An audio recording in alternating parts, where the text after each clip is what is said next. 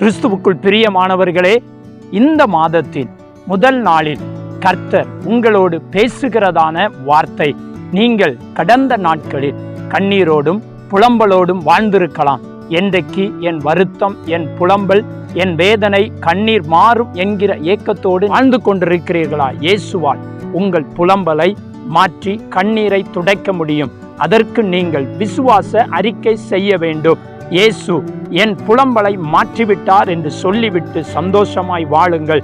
வேதம் கூறுகிறது, சங்கீதம் 30:11 என் புலம்பலை ஆனந்த களிப்பாக மாற பண்ணினீர், என் மகிமை அமர்ந்திராமல் உம்மை கீர்த்தனம் பண்ணும்படியாக நீர் என் இரட்டை களைந்து போட்டு மகிழ்ச்சி என்னும் கட்டினால் என்னை இடை கட்டினார். இயேசு இந்த மாதத்தில் உங்கள் புலம்பலை, வருத்தத்தை மாற்றி ஆனந்த களிப்பினால் நிரப்பி உங்களை ஆசீர்வதித்து வழிநடத்துவாராக. ஆமென்.